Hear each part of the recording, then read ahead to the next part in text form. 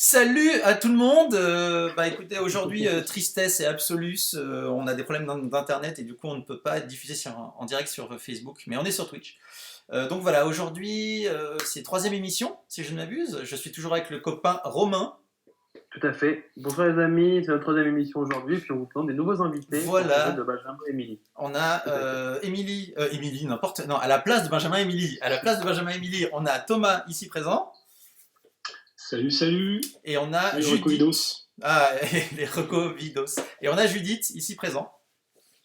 Hello. Voilà. Voilà, oh, quelle jolie timidité. Merci d'être là, les copains. Donc voilà, comme prévu, on essaye de changer régulièrement les invités pour avoir des nouvelles idées, des nouvelles recommandations. Donc aujourd'hui, on a deux personnes de grande qualité, enfermées comme nous tous dans leurs appartements. Et on a plusieurs thématiques.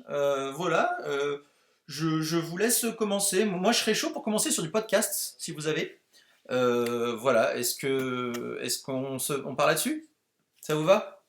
Allez, on y Ok. va. J'ai cru Thomas, comprendre vas-y. que Thomas est un podcastos. Voilà. Qu'est-ce que t'as pour Yes. nous, mon Thomas? Alors, je vais vous recommander un petit peu de légèreté en ces temps un petit peu compliqués pour chacun.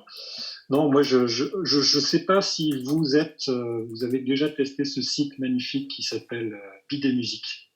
Comment, pardon? Bidet Musique, ça vous dit quelque chose? Pas du tout. Ouais, ça me dit quelque chose, moi. Ça me dit quelque chose. Voilà. Ah, Alors, je voulais rester dans cette lignée avec un podcast qui s'appelle Giga Musique avec un K. C'est deux mecs qui adorent la musique de merde, grosso modo, hein, on peut dire ça. ok. Je vous dis des exemples. Ils font des podcasts entiers sur tragédie. Ah ouais, mais Des tragédie, podcasts. tragédie a une histoire de ouf, hein, faut le savoir. Tragédie a une Ah oui. histoire de ouf. Voilà. Est-ce que tu m'entends, Léo? Allez, j'ai Totoro qui se casse la gueule. Pardon, vas-y, tragédie. Vas-y. Tragédie, donc tout un podcast, presque 1 heure et demie sur tragédie. Ils adorent tragédie, sur Alliage. Enfin, c'est que de la musique de ce niveau-là. Toutes les comédies musicales aussi des années 90. On est dans cet univers musical. C'est pas pour les oreilles sensibles. Il y a aussi tout un épisode sur Elsa Esnou, Romain, que tu connais bien. Je Voilà. connais personnellement Elsa Esnou, parce qu'on a bossé avec elle et tout, qui est la nouvelle Hélène de Hélène et les garçons, je crois, et qui est une des nouvelles égéries des mystères de l'amour. Voilà, donc moi, je ne suis pas le public et tout, mais j'ai découvert ce milieu-là, donc allez voir. Jean-Luc Azoulay représente Forever, quoi. Voilà, le AB Universe, comme on dit. Le AB Universe, le Jean-Luc Azoulay Universe. Bientôt au cinéma. D'accord. Le Girard Universe. Bon, après, moi, j'ai découvert ça en roulant cet été. C'est vraiment parfait pour les voyages en voiture, ce qui est compliqué en ce moment. Mais vous vous allongez tranquillement sur le canapé, vous mettez ça dans les oreilles, et c'est vraiment 1 heure et demie de rigolade et de sons complètement hallucinants. J'ai découvert des reprises en japonais de Claude François. D'accord. C'est vraiment des petites pépites comme ça qu'ils vont chercher. Et à chaque fois, c'est énormément de surprises. Voilà. Donc, Giga Musique avec un K, je vous le conseille grandement. Mais est-ce qu'il y a forcément un moment, est-ce qu'il y a juste des vannes ou est-ce qu'ils expliquent quand même un peu les trucs? Enfin, c'est quoi la part Non, il y a plein de sujets. Donc, on parle justement du AB Universe, du Girard Universe. Je crois qu'ils ont fait même 2 émissions sur l'AB Universe. En fait, ils retracent, donc c'est plus ou moins chronologique, mais quand c'est par artiste, voilà, on va essayer de suivre la carrière de l'artiste. On va écouter quelques morceaux du début, quelques morceaux du milieu et quelques morceaux de la fin, notamment pour Tragédie, donc qui sont complètement has-been aujourd'hui. Mais ils continuent de demander si on les entend, en fait, c'est ça le truc. Ouais, Donc, ils voilà. sortent encore des albums. Mais bon, la musique aujourd'hui, c'est compliqué. Donc, ouais. Mais c'est comme le chanteur de Mano qui continue à faire des tournées en Bretagne. Le mec est à Donf, et il chante en breton et tout, hein. Le gars est à Donf. Voilà. Écoute, pour remplir des MJC, ça fait la blague, mais pour faire des albums sur des sites de streaming, c'est plus compliqué. D'accord. Des recos podcasts sur des comédies musicales. Ah, pour enchaîner? Ah ben grave. Ouais. Enfin, t'avais autre chose à dire, Thomas, sur ce podcast-là en particulier ou pas? Pardon? Tu avais quelque chose à dire en particulier sur ce podcast-là ou on peut enchaîner direct avec la comédie musicale? C'est bon. Ouais, Non, bah c'est vas-y bon. Judith. Attends, moi Ah, j'ai juste une petite vas-y. question pour Thomas. Excusez-moi, juste. C'était quoi le rapport entre BD Music et Giga Music? C'est les mêmes mecs ou pas du tout? Alors, j'ai pas travaillé pour ça. Ah, d'accord. Je sais pas. Non, Mais mais- non, en fait, c'est le même style de musique, un petit peu. Voilà, c'est juste. D'accord, c'était juste le style et tout, mais c'était pas les mêmes gars. D'accord, non, c'est juste pour savoir. Comme je connaissais pas, je me posais la question, mais voilà. Et oui, et BD Music, je suis allé voir, donc c'est une web radio qui diffuse de la musique, donc un peu de la musique, beat des musiques entre guillemets, Voilà. à la radio en live, quoi, pas mal. Ok, ça D'accord. marche, Tout le très monde n'est bien. pas artiste. Donc, D'accord. Tout à fait. Voilà. Donc Intéressant. Judith, en comédie musicale, du coup, podcast spécial, comédie musicale? Alors, Clément, tu coupes beaucoup chez moi, alors je sais pas si. Ah bah écoute, Mais vas-y. enfin, ta voix m'apparaît par Ah, vague, d'accord. Cécile, tu vois. Vas-y. Alors, 2 podcasts qui parlent de comédie musicale. Le premier s'appelle All That Jazz. C'est une amie à moi Ah, qui l'anime, donc c'est un peu biais dedans, qui s'appelle Anna Marnès, qui anime ça avec une prof de ciné qui s'appelle Fanny, j'ai oublié son nom de famille, je suis désolée. Et en gros, c'est un podcast qui analyse à chaque fois un film de comédie musicale ou une série, ou en tout cas qui en discute et on apprend plein de trucs. C'est pas mal fichu. Les premiers épisodes sont un peu... Je les recommande pas forcément parce que y avait du rodage et du coup leurs voix sont un peu voilà, le son est pas terrible, du coup c'est pas forcément super agréable à écouter. Mais par exemple le dernier épisode en ligne parle de la série Glee et une table ronde sur Glee et j'avoue que j'ai appris plein de trucs et ça m'a bien fait rire et ça a vraiment donné envie de remater Glee, alors que bon, c'est vraiment terminé en autre boudin cette histoire, mais voilà. Et il y a des comédies musicales très enfin, pas forcément connues, et des trucs qui passent à Broadway, des trucs. Enfin, c'est vraiment un pur truc de fan. Et dans une veine un peu plus parodique, il y a un podcast qui s'appelle Les Rois du Monde et Stone, qui évoque les rois du... Les Rois du Monde et Stone. D'accord. Qui est un podcast qui évoque toutes les comédies musicales voilà, des années 90-2000, donc évidemment Starmania, Cindy, hein, la comédie musicale de Triste Mémoire sur Cendrillon. C'était magnifique, Cindy. Qui a fait la joie des fans de Nana, et des trucs un peu plus sérieux, mais en tout cas avec beaucoup de dérision, et voilà, qui est assez marrant à écouter. Et sinon, j'ai d'autres podcasts qui n'ont rien à voir avec ça. Bah écoute, enchaîne. Enfin, Romain, vas-y. Bah, juste comme ça, juste pour vous dire aussi ce quand même reco, c'est que cette comédie musicale Cindy est en entier sur YouTube. Oui, donc c'est vous vrai. pouvez vous faire plaisir pour aller la voir en fait et tout, parce que c'est quand même un petit bijou de essayer de moderniser Cendrillon, quoi. Alors pour les fans de Nanar, c'est vraiment un incontournable, Cindy, c'est fabuleux. En revanche, je vous recommande pas l'intégrale parce que à l'image de quelques nanars, genre Le Fureur en folie et tout ça, c'est très difficile à regarder sur la longueur, à tenir le coup, quoi. C'est vraiment. Ouais. Donc vous pouvez commencer par une chanson et voir comment vous vous sentez dans votre cœur, et après, faut commencer doucement, quoi. Bah, c'est la violence. Ce que je peux recommander, c'est peut-être il y a des sites qui ont encore les paroles de certaines chansons. Donc voilà, rentrez-y par les paroles. D'accord. Et mais Cindy, c'est ouf. Hein. Cindy, c'est complètement ouf. Hein. C'est complètement. Un jeu à boire, c'est-à-dire que dès que c'est pas bien, tu bois et tu tiens 10 minutes, je pense. Ou dès que c'est ridicule, dès qu'il y a un truc qui va pas, tu bois. Et en plus, la façon dont c'est filmé, si je ne m'abuse, est vraiment ripou. Donc, enfin bref, ça va pas du tout, quoi. D'accord, ok. Cindy sur YouTube. Tu peux continuer sur les podcasts, Judith? Alors, j'ai un podcast assez sympa et assez court, parce qu'il y a beaucoup de podcasts qu'on recommande qui font genre 1 heure, 1 heure et demie, machin. Et des fois, on a juste envie d'écouter un peu cool pendant un quart d'heure, et ensuite, ciao. Et il y a un podcast qui s'appelle On ne laisse pas BD dans un coin. Qui est un podcast où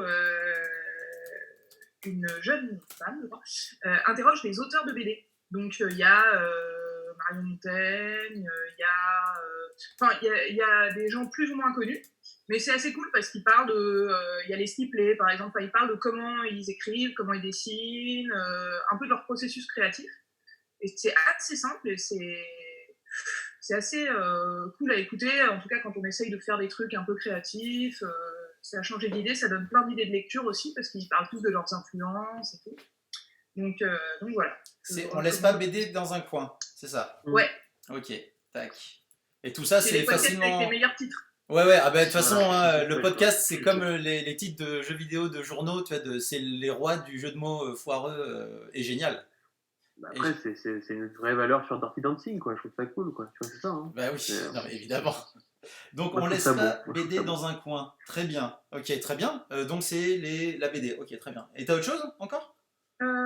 Le dernier truc, alors c'est beaucoup plus intello, mais moi, ce qui me fait du bien en ce moment, c'est d'écouter les chemins de la philosophie sur France Culture. Pourquoi ? Parce que je sais pas vous, mais moi, quand je reste trop longtemps toute seule, je finis par me sentir vraiment très bête. Et j'aime bien écouter des trucs qui me donnent l'impression d'être intelligente. Et les chemins de la philosophie, en fait, c'est de la vulgarisation philosophique, on va dire. Et en ce moment particulièrement, il y a 4 épisodes sur les grands malentendus nietzschéens. Alors, ils appellent ça les grands malentendus nietzschéens, mais en fait, en gros, c'est des phrases de Nietzsche qu'on a tous plus ou moins entendues, du type « ce qui ne me tue pas me rend plus fort ». Et à chaque fois, il y a un invité et il décortique pourquoi Nietzsche a dit ça, qu'est-ce qu'il a voulu dire et comment on peut l'appliquer. Et je trouve que ça fait vachement de bien d'entendre des gens se poser des questions sur autre chose qu'une maladie. Ouais. D'une part, et d'autre part, c'est suffisamment clair et suffisamment cultivé pour qu'on ait l'impression de devenir plus intelligent en l'écoutant, même si on se dit qu'on n'a pas forcément tout compris. Donc ça s'écoute bien et ça se réécoute bien. Moi, ce que je le recommande. J'aime bien, c'est on a l'impression d'être plus intelligent. C'est-à-dire qu'en gros, Oui, non mais en fait c'est bien. Non mais c'est bien. Non mais c'est que ça lance des pistes. Et si ça peut te faire réfléchir un petit peu, c'est très cool. Mais moi, je sais que très souvent sur les trucs comme ça, j'essaye. Tu sais, je me dis allez ça, je le retiens. C'est bon, je retiens. Tu sais même quand tu dis livre ou quoi, et une semaine après, tu vas faire le kéké dans une discussion, tu vois, à table, et ça sort pas quoi, parce que pouf, c'est parti. Donc voilà. Mais c'est trop cool. Hein. Moi, j'écoute aussi les chemins de la philosophie. C'est vraiment cool. C'est très très bien. France Culture, voilà. Ça dure combien de temps un épisode? 58 minutes. Ah ouais, c'est des beaux bébés quoi. Ouais, c'est des beaux bébés. À chaque fois, il y a un universitaire hyper pointu.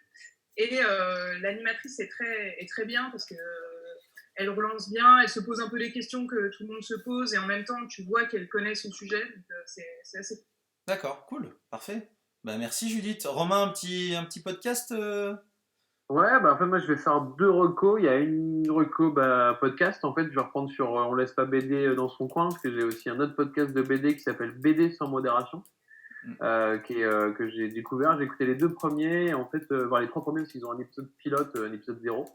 Et ils essayent en fait de savoir à chaque fois si une BD doit rentrer dans leur panthéon. Donc ils proposent aux internautes de jouer avec eux pour savoir si, par exemple, ils proposent même pas genre, ils ont vraiment un chapitre en particulier. Tu vois, genre là, ils ont proposé un d'Astérix la dernière fois. Donc c'est pas du tout l'ensemble de l'œuvre, c'est sur une seule BD. Et dans les nouvelles émissions, en fait, ils vont à la rencontre des auteurs et discuter avec eux. C'est super intéressant. Donc moi, j'ai découvert il y avait un nouveau Spirou qui avait été fait il y a genre l'année dernière où en fait on avait intégré Spirou dans la Seconde Guerre mondiale et toutes les problématiques que ça faisait aussi, que Fantasio était à la limite du collabo et compagnie. D'accord. Et le mec expliquait pourquoi. Donc super intéressant et surtout aussi en fait la dernière interview que je trouvais super intéressante aussi pour nous, c'était l'interview de Balak qui expliquait comment il avait un peu arrivé à la BD et comment il bossait sur Last Man avec ses 2 compères, dont je ne me rappelle plus le nom, c'était Bastien Vives. Vives, ouais. Voilà, ils sont notre compère en fait dessus. Et comment travailler en fait sur la BD de Last Man, la transposition en fait à l'écran en dessin animé, et comment bosser aussi, comment ça se passait l'animation aujourd'hui, le travail avec la boîte de prod, donc ils sont chez Bobby Prod en fait pour pouvoir faire tout ce qui avait fait les Cassos, et voilà. Et donc c'est là où je vais passer un peu, comme je parle de Balak, je vais reprendre ma deuxième reco qui est Pipoudou, hein, voilà, qui est un peu ma reco, mais qui est plus du tout podcast, qui est ma reco entre guillemets dessin animé. Donc en fait voilà, ce podcast de BD sans modération m'a permis de découvrir plus Balak que j'avais déjà un peu vu.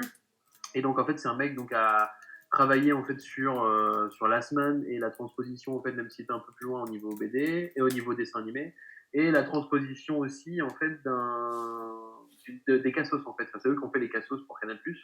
Enfin, qui n'étaient pas que sur Canal+ à la base, mais qui arrivaient sur Canal+ avec une saison 4. Et à côté, ils ont eu la chance de bosser en même temps en fait avec Black Pills, qui est aujourd'hui fermé, qui est devenu une boîte de prod et qui commence à revendre un peu ses projets à droite et gauche.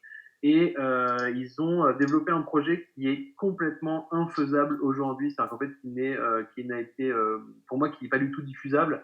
C'est en fait ils ont réfléchi, ils avaient deux projets en même temps, ce qu'ils expliquent un peu dans l'interview, c'est qu'ils avaient deux projets, ils avaient de l'argent pour faire deux projets de dessin animé avec Bobby Prod et pour Black Kids, et ils se sont dit on peut peut-être glisser en fait pour en faire un troisième. Voilà. Et donc ils se sont dit qu'est-ce qu'on va faire, ils sont partis de la contrainte.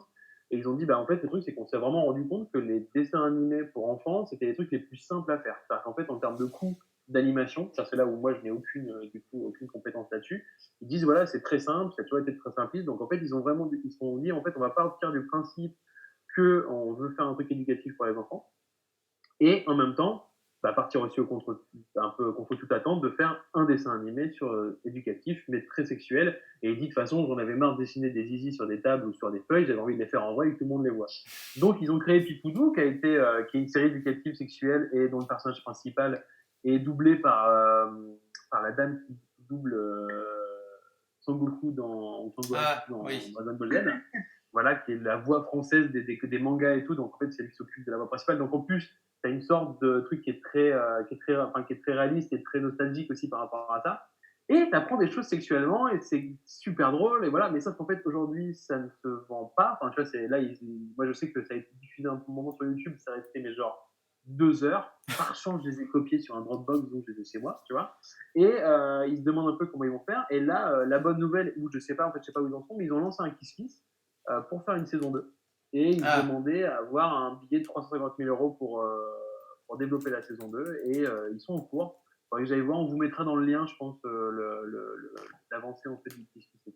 Donc voilà, je trouve des personnes créatives, des personnes créatives en fait dans le dessin animé français, ça fait plaisir.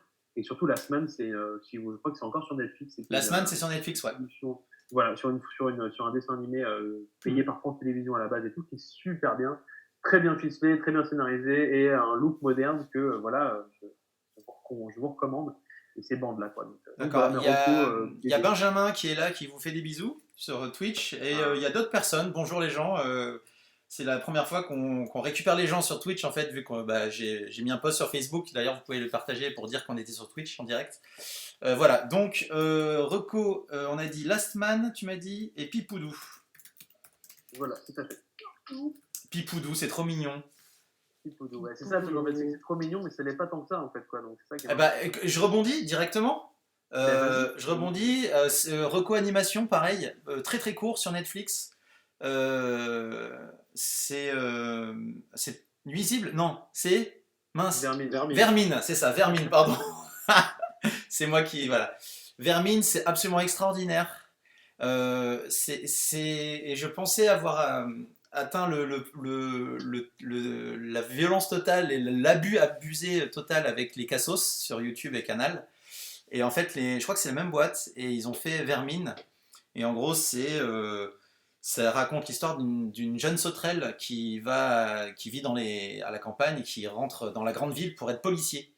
Et donc c'est en 7 fois ou 10 fois 7 minutes, quelque chose comme ça, c'est vraiment très court. Et c'est le dessin animé officiellement le plus abusé que j'ai jamais vu de ma vie. C'est-à-dire que c'est d'une vulgarité, c'est d'une violence, il y a tout ce que j'adorerais pouvoir faire. Les mecs, ils ont dit, on s'en bat la race, on nique tout, et c'est tellement abusé. Mais vraiment, c'est extrêmement drôle. Ça raconte quand même quelque chose. Et puis ça tape bien sur notre petit monde à nous, à travers ce monde des insectes. Mais par exemple, en fait, il y a cette jeune sauterelle qui est évidemment le flic un peu idéalisé et qu'on met en équipe avec une mouche qui est jouée par une rappeuse. Alors c'est pas Diams, je sais plus qui elle est, mais elle est extraordinaire. Qui elle en a rien à foutre de rien et qui tape dans la cam et qui fait des bavures dans tous les sens. Et par exemple, il y a un moment, juste pour donner le ton, ils vont enquêter dans une boîte à partouze, enfin une boîte de nuit un peu partouzeuse, et c'est dans un c'est dans un vagin artificiel qui fait office de boîte de nuit. C'est-à-dire que le monde entier est constitué de déchets en fait. Et donc ils font des villes avec des déchets humains. Et donc ils vont dans cette boîte de nuit qui est un vagin artificiel qui a été moult fois utilisé. Et du coup, à l'intérieur, mais c'est à la fois ultra drôle et ultra dégueulasse, mais c'est tellement... Mais l'humour, en fait, garde le dessus. Par contre, c'est pas pour les enfants du tout, du tout, du tout, du tout.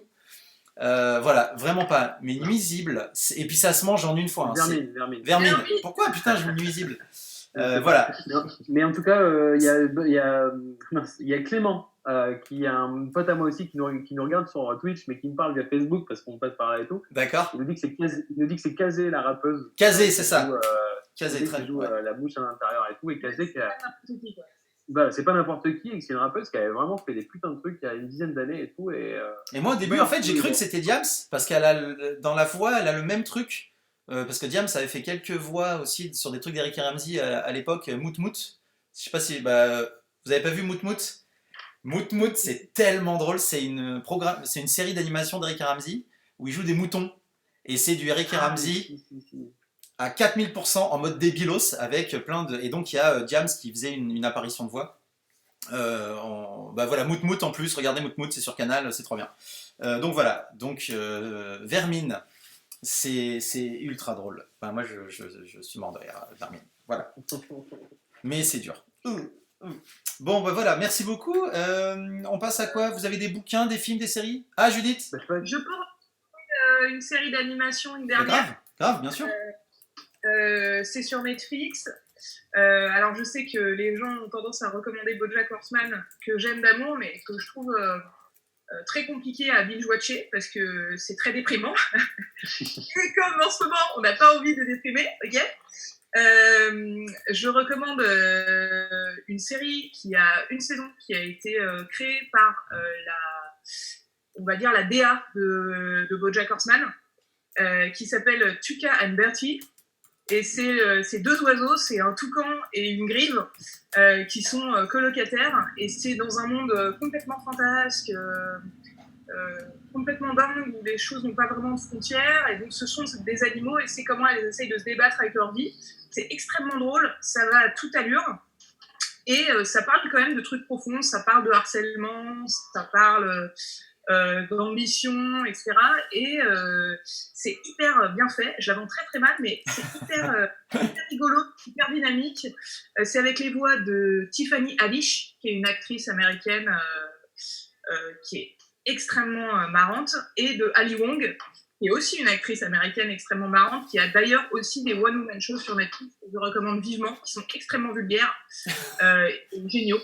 On a une thématique vulgarité aujourd'hui, c'est pas mal. Mais Tuca and Bertie, c'était pas du tout vulgaire et c'était plein de bonheur en fait. Et ça se binge-watch tout seul. Et il y a des trucs complètement absurdes. Elles ont une voisine qui a une plante, donc elles peuvent pas discuter avec elle, donc elles sont toujours en train de déduire ce qu'elles pensent. Et par exemple, à un moment, elles se disputent et elles sont censées être colocataires et en fait, elles se disputent. Et du coup, le toucan, donc Tuca, est hyper vexé et pour remplacer sa coloc, elle prend un jaguar. Et donc le jaguar, évidemment, fout le bordel partout dans son appartement. Donc c'est ce genre d'intrigue complètement absurde. Ça retombe sur ses pattes et c'est vraiment marrant et ça met de super bonne humeur. C'est pas mal pour les animaux de retomber sur leur pattes quand même. Je trouve ça dingue. Bah, ça dépend lesquels. D'accord. Bon, non, mais c'est bien un peu de... Parce qu'hier, c'est vrai qu'on avait fait des recos très sombres et dark. C'est sans doute la coche de Benjamin qui nous tire vers le bas. Mais aujourd'hui, on est dans le bonheur et l'amour. C'est bien, c'est cool. Voilà. Et toi, Thomas, t'as des séries animées à nous proposer ou pas du tout? T'avais un truc? Pour continuer donc avec Black Pills, donc ce studio paix à son âme, qui est ange parti trop tôt. Exactement. Non, mais c'est dommage parce que je pense qu'il y avait un studio qui faisait des choses de qualité. C'est une autre série qui est arrivée sur Netflix avec Vermine, c'est Crazy Young. Qui est une série qu'on pourrait qualifier de over the top. Hein. C'est une espèce de Ken le survivant. Je ne sais pas si vous vous rappelez de cette série. Ken bien le sûr. Survivant quand vous étiez jeune. Avec ce petit goût d'interdit de voir une série qui n'était pas réservée aux jeunes enfants. Et là, c'est Ken le survivant sous stéroïdes, fait par les Français. Alors, je voulais juste quand même dire le nom des créateurs, parce que c'est deux petits jeunes qui vont aller loin, je pense. Baptiste Gobert et Jérémy Perrin. Et c'est une série c'est pareil, c'est 10 épisodes de 7 minutes, c'est très léger. C'est over premier degré, avec les gentils et les méchants. Je sais pas, une animation qui est assez cool, qui est un peu dans la lignée de la semaine, justement. Ouais. Et c'est tout le temps les mêmes. Voilà, c'est une espèce de héros qui se fait évidemment prendre sa fiancée au début de la saison et qui va passer toute la saison à essayer de la retrouver. Et à chaque épisode, il explore un aspect de sa psyché. Donc, un épisode, ça va être la résilience, un autre, ça va être, je sais pas, l'introspection. Et à base de petites scénettes comme ça, où il fait des haïkus, enfin, c'est complètement what the fuck, complètement au premier degré. Et c'est vraiment un truc qui se consomme sans fin. Parce que 7 minutes, c'est assez court, donc on peut le prendre vite fait, juste avant une autre série, comme un petit hors d'œuvre, finalement. Ouais. Voilà, mais est-ce que ça se tient, est-ce que ça se tient en 7 minutes, tu vois moi, c'est souvent oui. le truc, c'est que vraiment, c'est très très court, et du coup, est-ce que ça marche, en fait? Mais tout à fait, parce que après, c'est tout le temps la même recette sur les 10 épisodes, hein, ils changent juste le concept. Je pense que je vais juste vous dire le titre des épisodes. Ouais. Donc, le 1, c'est Despair, désespoir. Le 2, c'est tendresse. Je traduis en anglais. Le 3, tolérance, confidence, charité, compassion, maturité, fortitude, violence fois 1000. D'accord. Et enfin, après la violence. Voilà. Ah, donc d'accord. c'est que des trucs comme ça où il va faire des petits poèmes en même temps qu'il va taper très très fort sur des méchants passages. Voilà. Faut pas prendre ça au sérieux évidemment, hein, parce que c'est quand même si on regarde ça au pied de la lettre, ça va être compliqué. Mais c'est très défoulant, un peu comme Vermine. Tu peux me rappeler le titre, s'il te plaît? Crisis Young. Crisis comme une crise et Jung comme le philosophe. Voilà. Et je pense vraiment en plus que je crois que c'était Crazy Young et Vermine qui faisaient en même temps et ils ont profité pour faire Pipoudou. Je crois que c'est le même entre guillemets enfin pas labo mais la même boîte d'anime en fait qui s'appelle Bobby Prod ou Bobby Pills, je sais plus ce que c'était en fait le nom. Black Pills, non non Black Pills c'est le diffuseur, ouais, c'est Bobby Pills ou Bobby Prod. À vérifier et tout, mais on vous mettra ça on vérifiera nos sources dans le commentaire, mais ouais, je crois que c'est Bobby Pills ou Bobby Prod, et les mecs sont le 20e à Paris, et il faut dire qu'on a quand même pas mal, on a un beau studio d'animation qui fait de la belle chose, en fait, quoi, et en plus, ils sont sur Netflix maintenant, donc cocorico. Bah ouais, ça leur fait une super carte de visite de ouf, hein. Ouais, grave. D'accord, très bien. Moi, j'ai juste un petit podcast vite fait, parce qu'on juste en podcast, évidemment, on en écoute plein. C'est une espèce de Gravy Train. C'est un podcast c'est 7 fois 1 heure, et c'est le récit via des gens à qui c'est vraiment arrivé c'est un portrait de l'ancien maire de Toronto, qui a été comment dirais-je, un embryon de Trump. En fait, c'est que voilà, c'est vraiment le premier cas, en tout cas dans le monde occidental, à avoir un petit Trump à une moins grande échelle. Et ce mec, qui a une vie complètement dingote et qui vient de Toronto, genre c'est le mec qui aurait jamais dû être maire et qui a été maire. Parce qu'il a fait ce qu'il fallait et il a dit fuck à tout. Et il a été dans les pires scandales, il a pris de la coke, vraiment il a fait tout ce qu'il fallait pas. Et c'est un gars qui pendant, il a fait 1 mandat et demi, parce qu'il s'est fait têche au bout d'un mandat et il est mort juste après d'une crise cardiaque. Et en gros, c'est vraiment une enquête comme peuvent le faire genre des trucs, le Times, ils ont des podcasts comme ça, c'est du journalistique, c'est de l'analyse et c'est beaucoup d'interviews. Et avec tout ça lié par un récit qui est fait par une nana, qui est la journaliste qui est responsable du truc. Et elle raconte la vie de ce mec, son accession au pouvoir, comment ça s'est passé une fois qu'il est au pouvoir, comment ça s'est... C'est un rise and fall, hein, c'est vraiment... et vraiment toutes les explications de comment, de pourquoi, de trucs et de machin.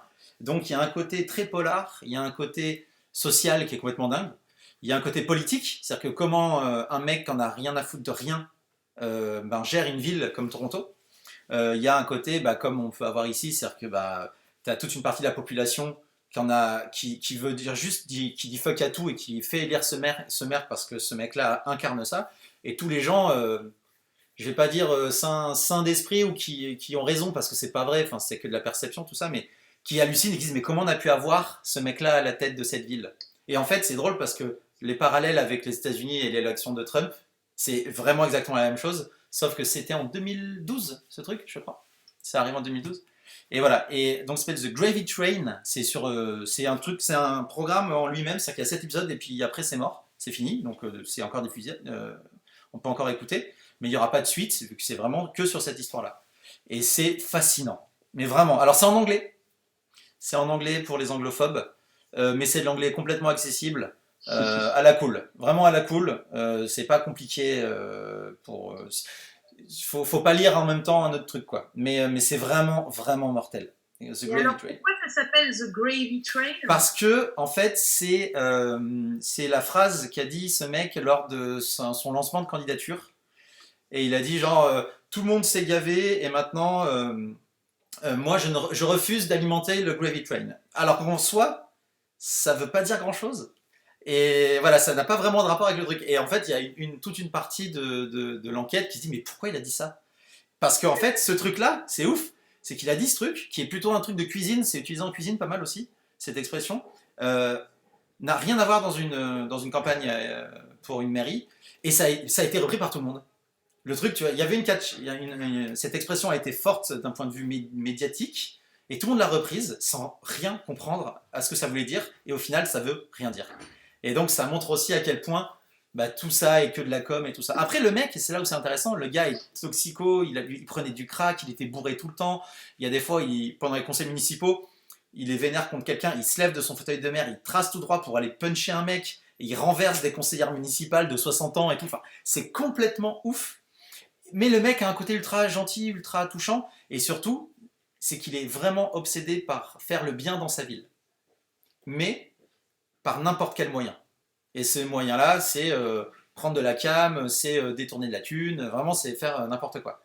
Donc il y a quand même, le cœur du mec est quand même plutôt sincère et plutôt touchant, mais il est tellement pété du casque que ça marche pas, quoi. Voilà, donc voilà, c'est l'embryon de Trump et c'est vachement bien raconté, ça prend le temps et c'est vraiment mortel. Voilà, The Gravy Train sur n'importe quelle plateforme de podcast légale et illégale. Salut Choupette. Voilà. Pardon, c'est ma chérie. Voilà. Voilà pour moi. Est-ce que vous avez des bouquins, les copains? Ou autre chose, hein, film, série, n'importe quoi. Ah, qu'est-ce que c'est que ça? Mars. Et Seul sur Mars. Ah, Seul sur Mars de Ridley? Alors, c'est adapté de Mais ce je livre. sais que c'est adapté de Ridley. C'est un livre d'Andrew Weir qui parle d'un mec qui se retrouve tout seul sur Mars et comment il fait pour survivre. Et je trouve que non seulement c'est ultra à propos en ce moment, mais en plus, comme c'est plutôt bien fichu, c'est très facile à lire et en même temps, il y a pas mal de tensions, etc. Parce qu'il y a évidemment pas mal de moments où il manque de crever. Et pour peu qu'on n'ait pas tout à fait le film en tête ou qu'on ne s'en souvienne pas par cœur, c'est assez cool parce qu'il y a plein de détails scientifiques de en gros pour faire marcher telle batterie il faut que je fasse ci, ça, mais comme j'ai pas la pile là en fait il faut que je rentre jusque là et enfin il y a un truc où tu es vraiment avec lui sous tension dans son... Alors il y a Benjamin qui nous dit que c'est le meilleur book ever et que il le note page turner sur 20. Voilà. Donc, c'est aux éditions Bragelonne qui ont fait cette petite édition pas chère, qui est pas du poche, mais qui est un entre-deux entre le poche et le grand format en fait. Et d'ailleurs, c'est une très bonne maison d'édition pour la SF, etc. Donc, je recommande plus. Et voilà. Et franchement, c'est très cool à lire et c'est très sympa pour s'évader et à la fois ressentir du stress et de la compassion pour ce mec qui est quand même tout seul sur Mars. Et qui fait caca dans ses pommes de terre. Et qui fait caca dans ses pommes de terre et qui est désespéré en se disant est-ce que ça va germer? Est-ce que ça va pas germer? Putain, vite. Mais alors, si les gens, parce que beaucoup de gens ont vu le film, évidemment, avec Matt Damon, tout ça, est-ce que ça vaut la peine de le lire si on a vu le film? Alors, je dirais oui, parce que moi, je l'ai lu après avoir vu le film. Mais bon, moi, je suis un petit peu j'aime bien réfléchir aux choses en profondeur, n'est-ce pas? Ouais, carrément. Carrément, D'accord. parce que à moins vraiment que tu l'aies vu hier ou que tu t'en souviennes par cœur ou machin, mais sinon, carrément, parce qu'il y a plein évidemment de petits détails et il y a beaucoup plus ce qui se passe dans sa tête. Et donc, c'est ce qui est parfait pour la littérature comme ça, qui est vraiment du page-turner. C'est vraiment pas de la grande littérature, mais ça se lit super bien et ça te change vraiment d'univers, quoi. D'accord. Et autre question, juste, désolé hein, si j'ai trop de questions. En gros, moi je me souviens, Jurassic Park, le mec avait mis beaucoup de détails scientifiques pour crédibiliser son truc. Et dans le bouquin, enfin moi c'est ce que j'avais trouvé chiant, et c'est ce qui a été très intelligemment fait par Spielberg, à savoir on s'en débarrasse au début et après salut. Est-ce que là tu dis qu'il y a pas mal de trucs scientifiques, est-ce que ça prend pas trop de place, est-ce que c'est pas chiant? Non, c'est bien dosé. C'est peut-être parce que le mec est genre programmateur informatique et pas astronaute ou je sais pas quoi. Ouais. Mais du coup, ça te laisse de la place pour que tu puisses comprendre certains détails, pour que tu puisses faire putain, la sonde AB68, pourvu qu'elle arrive à temps et tout. Et en même temps,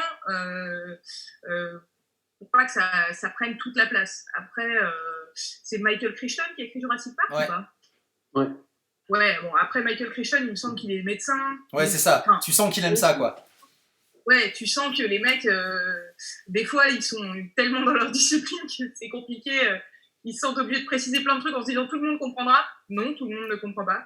Donc voilà. Mais en tout cas, c'est cool. Voilà, c'est le premier bouquin que je recommanderais. D'accord. Et Benjamin nous dit oui, c'est mieux le livre parce que tu ne tapes pas la musique disco pendant la lecture. Parce que dans le film, il écoute de la disco et c'est un peu. Voilà. Donc, ok, donc je note ça. Hop, Seul tout sur Mars. C'est ça qu'il faudrait qu'on fasse. Un croisement Seul sur Mars et avec Eric Ramsey. Avec le coronavirus alors? Ah oui, bah ça marche quand même. T'es seul tout, quoi, tu vois. Pas mal. Thomas, un petit bouquin ou pas du tout? Non, j'ai pas de bouquin, mais j'ai un documentaire sur lequel je suis tombé par hasard. Alors, je pense que je vais enfoncer des portes ouvertes pour certains. Ouais. Ça fait fuir Romain d'ailleurs. C'est Au Royaume des Fauves. Ah, bah, tu vois, je le connais pas. Sur Netflix. C'est sorti il y a très peu de temps, je crois, la semaine dernière sur Netflix. D'accord. Je crois que Judith serait d'accord. C'est très compliqué d'écrire des personnages. Et dans ce documentaire, on a une série de personnages bigger than life, comme on dit, complètement hallucinants, quoi. Je crois que personne n'aurait pu les imaginer, tellement ils sont tous dingues. Vous rentrez en fait dans le monde. Je ne suis pas tellement fan des documentaires sur Netflix, c'est souvent un petit peu racoleur.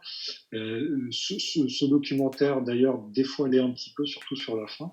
Mais les personnages en eux-mêmes sont complètement dingues, puisqu'on est dans le monde des zoos privés américains, et notamment dans le sud-est des États-Unis.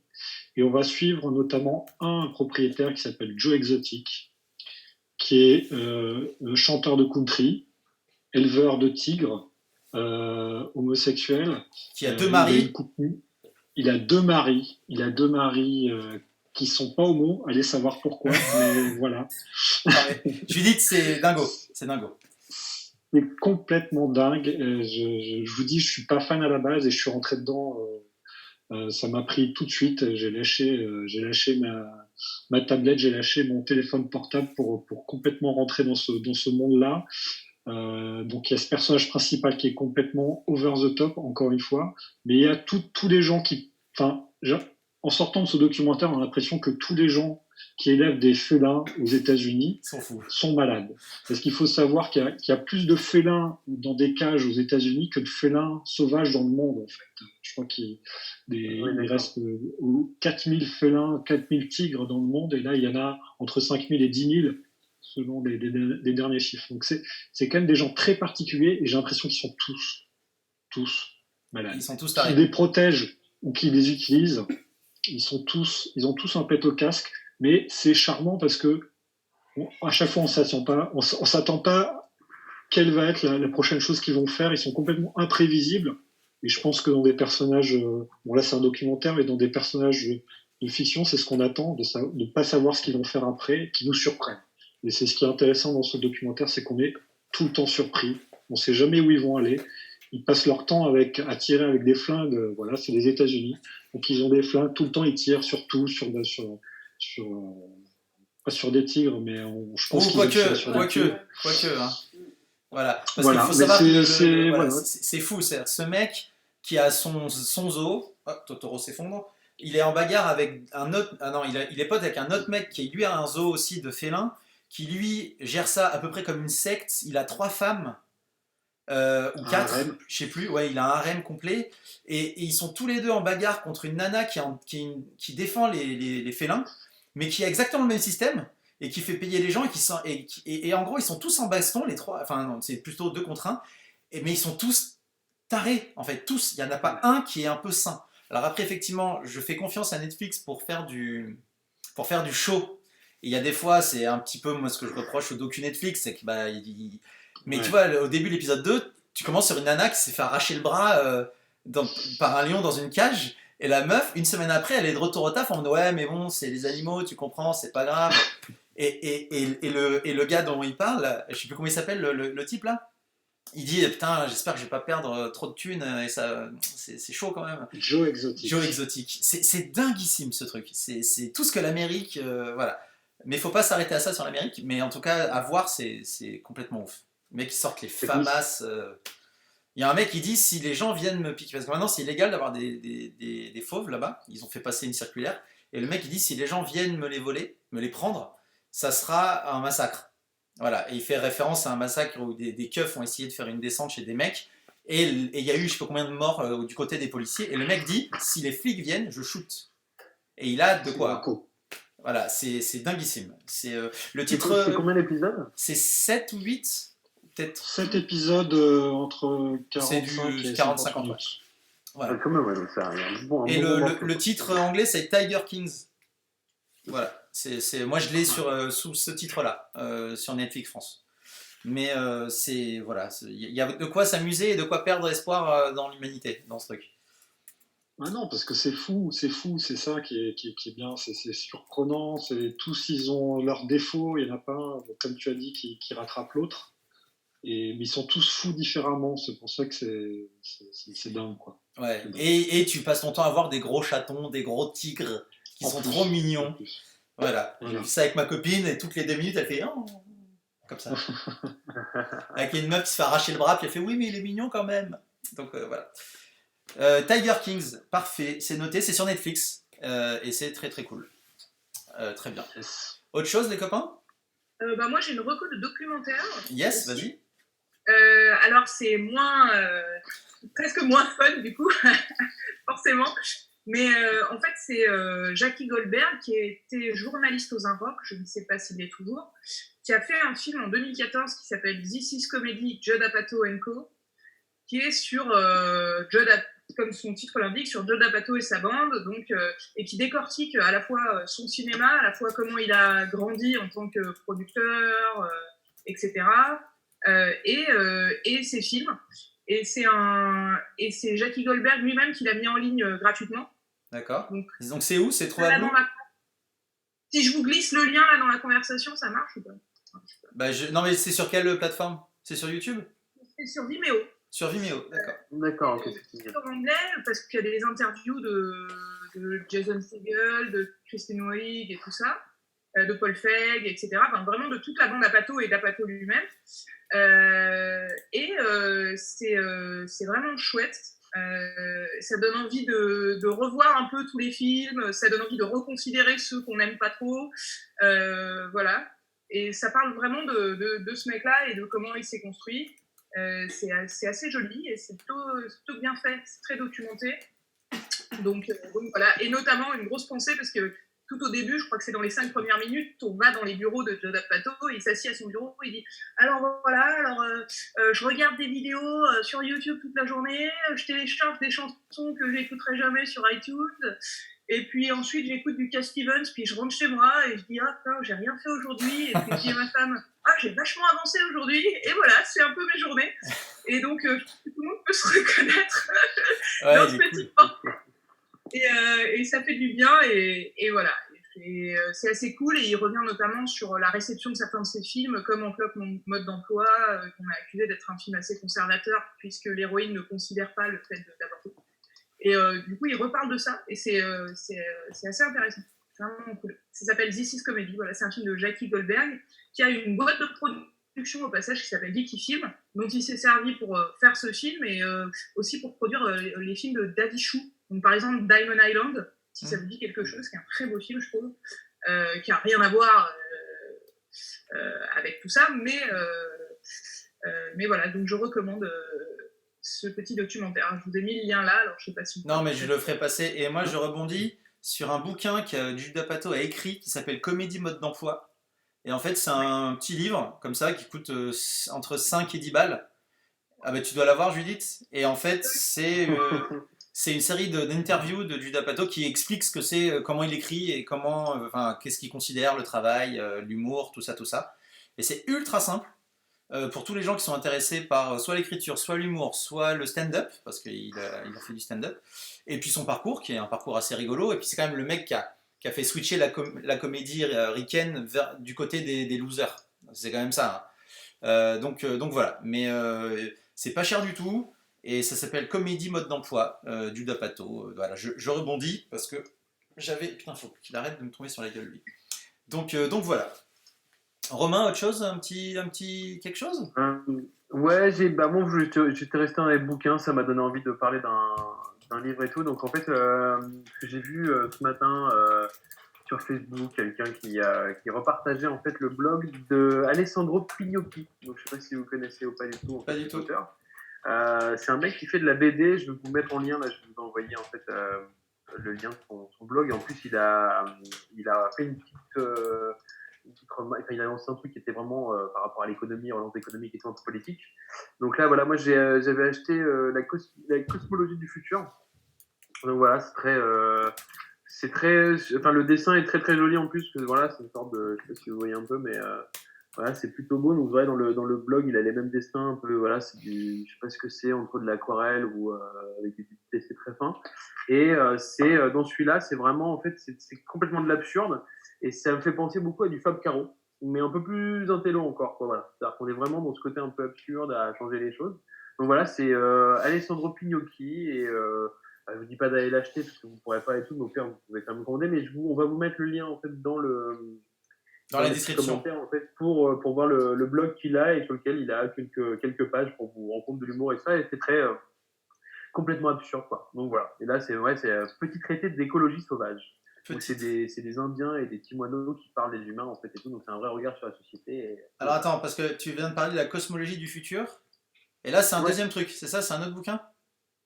Non, c'est juste, c'est le même nom, c'est juste que c'est marqué, tu vois, petit traité. Ah d'accord, pardon, excuse-moi.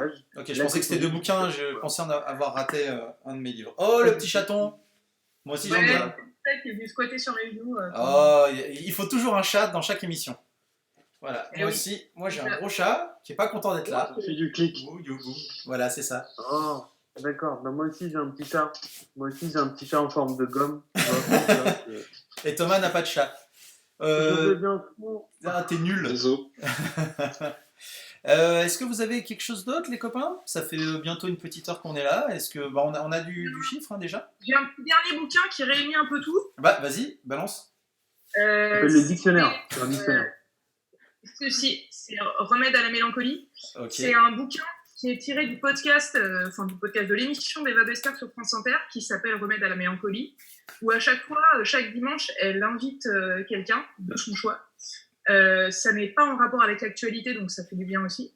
Et cette personne va lui dire, quand je me sens pas bien, qu'est-ce que je lis, qu'est-ce que je regarde, qu'est-ce que j'écoute pour être heureux.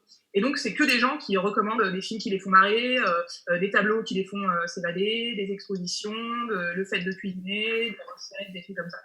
Et c'est vraiment très, très chouette. Et donc, elle a fait ce livre qui compile pas mal de recommandations que les gens ont fait. Ils nous ont piqué notre concept, quoi. N'est-ce pas? Et donc, par exemple, voilà, il y a un truc roman où, par exemple, on voit que Irène Jacob a recommandé Gros câlin de Romain Gary, que je vous recommande aussi très, très, très fortement, parce que c'est un super antidote à la mélancolie. Il y a The Big Lebowski, donc on voit, voilà. Il y a plein de trucs. Et c'est assez cool, c'est assez bien fait, c'est assez érudit. Et si on cherche des idées de livres à lire, de tableaux, de trucs à regarder, c'est très réjouissant. D'accord, bah, c'est bien. C'est vachement bien, ça. En temps de confinement, c'est pas mal. Bah grave. Ah bon, après il faut voir s'il est dispo en ligne, enfin ou en ligne, tu vois, sur tablette ou quoi. Je pense qu'il doit être dispo en e-book, Ouais. faudrait regarder. Sinon, ces émissions sont toujours dispo sur France Inter. Ah oui, il doit y avoir des podcasts, justement. Ouais, il y en a un paquet et il y a des invités tous plus cool les uns que les autres, dont Fab Caro dont on a parlé, dont plein de gens. Il y a des metteurs en scène de théâtre, il y a des cuisiniers, il y a vraiment de tout. Donc voilà. D'accord. Je vous ferai Cool, bah c'est bien, noté. Parfait. Pour moi, c'est tout. Moi, j'ai été, je notais. Je sais que ça y est, t'es séché, il n'y a plus de. Non, mais je garde pour les prochaines. Puis mon Totoro arrête pas de se casser la gueule, ça me fatigue. Donc voilà. Laisse-le tranquille. Regarde, même lui, il est tout déprimé, pauvre bichon. Thomas, Ouais. est-ce que tu as autre chose pour nous ou est-ce qu'on. Si tu as un petit peu de temps, j'ai vite fait alors. Vas-y. J'ai une super, BD. BD. Dans... Ça s'appelle Dans un rayon de soleil. Ok. De Tilly Walden. Voilà, c'est bien quand vous ennuyez. Ah ouais, dis donc. C'est de la sci-fi, alors j'ai pas envie de dire féminine parce que c'est cloisonnant et c'est dommage, mais c'est fait par Tilly Walden et il n'y a que des filles à l'intérieur. D'accord. Et c'est très bien. Et c'est vraiment une science-fiction comme j'ai jamais vu, en fait. C'est-à-dire c'est dessiné, c'est très poétique, c'est très aérien, c'est des dessins, je sais pas si vous voyez bien. Hein, ouais. C'est un très léger, très aéré, très vaporeux. Et c'est juste enivrant. C'est vraiment une expérience magnifique où on suit une jeune fille qui va voyager à travers l'espace pour retrouver sa famille. Et voilà, j'en dis pas plus parce que après c'est dommage, ça fait partie de la découverte. Alors, je sais que l'auteur a reçu un prix Eisner, qui est un prix de la BD américain. D'accord. Mais c'est pas pour celui-là, mais moi en tout cas je la découvre avec cet ouvrage. Voilà, donc c'est vite fait, petit trop court. D'accord, dans les rayons. Je sais pas s'il existe en e-book, mais voilà. D'accord, bah on le mettra dedans de toute façon. Au pire, les gens ils rachèteront quand ils pourront sortir. Hein. C'est pas très grave, c'est posé. Oui. Voilà. Mon Romain, est-ce que tu as quelque chose d'autre pour terminer ? Non, moi je suis comme toi, je suis à sec, je garde pour les autres jours, sinon après on n'aura plus rien à raconter, c'est dommage. Quoi, donc, c'est un peu ça. Après, t'es pas obligé de faire une émission tous les jours. Mais non. Ah non, l'idée c'est de commencer un peu tous les jours, tu vois. Et puis après on verra si on en a marre ou si on n'a plus rien à dire. Et puis voilà, c'est ça, ouais. Non mais t'inquiète, moi j'ai encore plein mais de j'ai des milliards de trucs, dire, bien sûr. On n'a pas beaucoup parlé de musique. Oui, c'est vrai que pour l'instant, musique, on n'en a pas YouTube, du tout parlé, mais je pense qu'on fera une émission spéciale musique. Voilà. Ça m'intéresse. Ah, d'accord. Ouais, et si on peut faire une émission aussi sur la couture, moi j'aimerais bien coudre, mais avec rien, c'est-à-dire sans aiguille et sans fil, ça serait quand même génial. Ça s'appelle de la pâte à modeler. Ça s'appelle la pâte à modeler. Ouais, Judith ? Juste pour vérifier si un livre est un e-book, vous avez un très bon site qui s'appelle Place des libraires, où ça met, comme toutes les librairies sont fermées, ça met une recherche automatique en e-book. Donc vous avez juste à taper le titre du livre, et là on peut voir que mélancolie et par exemple. Alors, place des libraires. C'est un site que je recommande quand normalement les librairies sont ouvertes pour trouver des livres dans des librairies près de chez vous, qui est vraiment cool, parce qu'il est vite de les commander sur un échéancier. Et du coup, là, en ce moment, comme tout est fermé, ça... D'accord, cool. Ça recommande des e-books. Voilà, on va voir les... On avait l'idée en fait hier, mais on n'avait pas le nom, donc merci Judith de nous avoir sauvés parce qu'on savait que ça existait, mais on n'avait pas le nom, quoi. Donc voilà, merci. Très bien. Écoutez les copains, ça fait 1 heure, on est bien, on peut se quitter là-dessus. Merci beaucoup pour toutes Ben vos ouais. recommandations, votre bonne humeur Ouais. et tout ça. C'est bien cool. On a plein de trucs Merci à à écouter vous. comme ça. Ouais, C'est cool, ouais. en podcast, ça va être horrible. Là. Même le confinement, c'est pas assez long, quoi. De toute façon, c'est horrible. Mais non, mais de toute façon, c'est pas la fin du confinement n'est pas la fin de la vie. Donc, Mais non, mais c'est je sais. voilà. Bon, ben merci beaucoup à On est tous. bien d'accord. Merci Judith, merci Nicolas, Voilà. merci Romain. Et puis, Thomas. bah, Mais on c'est pas grave. Mais se- Nicolas, mais Nicolas, il est avec nous par le cœur. parle. Faites des cœurs avec vos mains, ça fera la petite affiche, la petite miniature. Voilà, merci. Bon, ben des bisous à tous et puis on revient très vite avec un nouvel épisode des Recos Covid-19. Des bisous! Des bisous, ciao.